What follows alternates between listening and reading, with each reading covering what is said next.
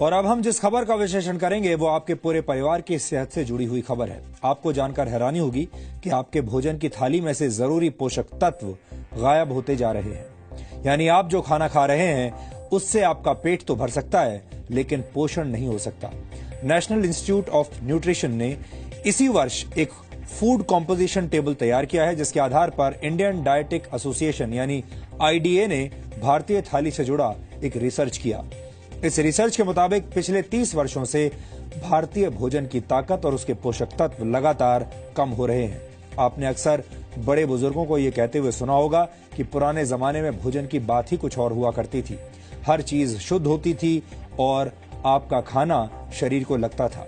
बड़े बुजुर्गों की यह बात अब सच साबित हो रही है। आईडीए का रिसर्च इस बात को भी साबित करता है कि 30 वर्ष पहले खाने में शुद्धता की गारंटी आज के मुकाबले कहीं ज्यादा थी। आईडीए के मुताबिक गेहूं में 9% कार्बोहाइड्रेट कम हो चुका है। इसके अलावा बाजरे में 8.5% कार्बोहाइड्रेट कम पाया गया है। पिछले 30 वर्षों में मूंग की दाल में आयरन कंटेंट 6.12% कम हो गया है, जबकि मसूर की दाल में प्रोटीन 10% कम पाया गया। प्रोटीन हमारे शरीर के लिए बहुत जरूरी पोषक तत्व है और इसकी कमी से कई तरह की बीमारियां होती हैं। आटे और दाल के बाद सबसे ज्यादा इस्तेमाल होने वाली सब्जियों को भी चेक कर लीजिए।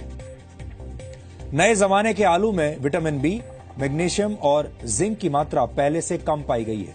टमाटर में विटामिन बी, आयरन और जिंक की मात्रा में 66 से 73% तक की कमी देखी गई।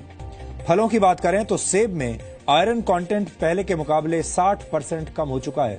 यानी लो हीमोग्लोबिन और एनीमिया से पीड़ित लोगों को सिर्फ सेब के भरोसे अब नहीं रहना चाहिए। इस आंकड़े को देखने के बाद कई पुरानी कहावतों से आपका भरोसा उठ सकता है। अक्सर कहा जाता है an apple a day keeps the doctor away, यानी एक सेब हर रोज खाने से आप स्वस्थ रहते हैं और डॉक्टर से दूर रहते हैं। लेकिन इस दौर में ये कहावत भरोसा करने लायक नहीं रही, क्योंकि सेब के अंदर पोषक तत्व अब कम हो चुके हैं। आईडीए ने इस रिसर्च को तैयार करने में नेशनल इंस्टीट्यूट ऑफ न्यूट्रिशन के फूड कॉम्पोजिशन टेबल का इस्तेमाल किया है। एनआईएन ने 528 तरह के खाद्य पदार्थों में मौजूद 151 पोषक तत्वों की जांच की है। इस इंस्टीट्यूट ने 30 साल पहले भी एक फूड कॉम्पोजिशन टेबल तैयार किया था और उस समय के खाद्य पदार्थों में न्यूट्रिशनल वैल्यू आज की तुलना में काफी ज्यादा थी। एक्सपर्ट्स के मुताबिक खेतों में पैदावार बढ़ाने और फसल को बीमारियों से बचाने के लिए पेस्टिसाइड्स और खाद का ज्यादा इस्तेमाल किया जाता है और केमिकल के ज्यादा इस्तेमाल से भारत की मिट्टी में पोषक तत्व लगातार कम हो रहे हैं, जिसकी वजह से खेतों में उगने वाले अनाज, सब्जियों और फलों के पोषक तत्वों में भी गिरावट आ रही है। भारत की मिट्टी में जिंक की मात्रा 43% कम हो गई है। इसी तरह बोरॉन 18.3%, आयरन 12.1%, मैग्नीशियम 5.6% और कॉपर 5.4% कम हो गया है। जाहिर है, जब फसल को पैदा करने वाले खेतों में ही पोषक तत्व कम होंगे तो खाने पीने की चीजों में न्यूट्रिशनल वैल्यू भी कम मिलेगी। इस रिसर्च के मुताबिक ऐसे अनाज, फल और सब्जियां खाने की वजह से आपकी सेहत पर अब फर्क पड़ रहा है, असर पड़ रहा है। आपका शरीर कमजोर बुनियाद वाली उस इमारत की तरह है जिसमें हमेशा रोगों की आशंका बनी रहती है। भारत एक उभरती हुई आर्थिक शक्ति है। भारत दुनिया का सबसे युवा देश है। एनएसएसओ के मुताबिक भारत की कुल जनसंख्या में 47 करोड़ से भी ज्यादा लोग कामकाजी हैं, लेकिन भारत धीरे धीरे बीमार और थके हुए लोगों का देश बनता जा रहा है।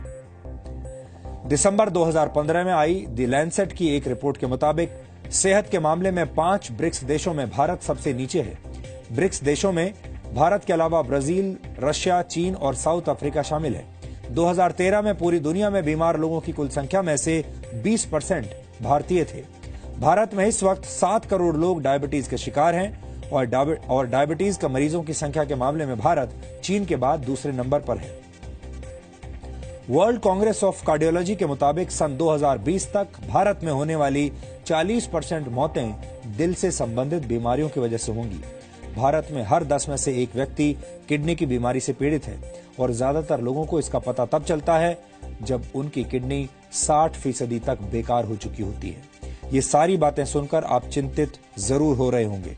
आप सोच रहे होंगे कि एक तरफ भारत के लोग बीमार हो रहे हैं और दूसरी तरफ हमारे भोजन के अंदर मौजूद पोषक तत्व भी कम हो रहे हैं। ये एक तरह से दोहरी मार है। लेकिन इस विषय पर हमारा आज का वीडियो विश्लेषण देखने के बाद आपको थोड़ा लाभ जरूर मिलेगा और आप ये समझ जाएंगे कि मौजूदा दौर में शरीर में पोषक तत्वों की कमी को कैसे पूरा किया जा सकता है। हर वो चीज जो चमकती है सोना हो ये जरूरी नहीं है। आपकी खाने की थाली पोषक तत्वों के मामले में आपको धोखा दे रही है तो ये भी हो सकता है कि चमकता हुआ टमाटर, चमकती हुई सब्जियां भी आपकी सेहत पर भारी पड़ रही हों। वैज्ञानिक चेतावनी दे रहे हैं कि मार्केट में अगर आपको टमाटर ज्यादा चमकता हुआ नजर आए तो बहुत मुमकिन है कि ये हाइब्रिड फार्मिंग के नाम पर केमिकल्स और आर्टिफिशियल वैक्स की देन हो।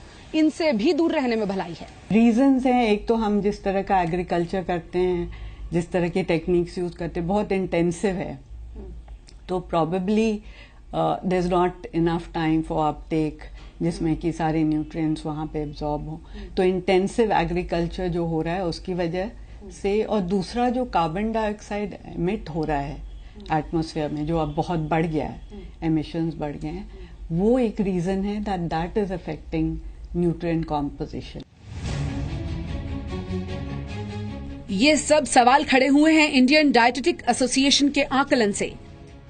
दरअसल नेशनल इंस्टीट्यूट ऑफ न्यूट्रिशन ने 2017 के लिए फूड कॉम्पोजिशन टेबल जारी किया है।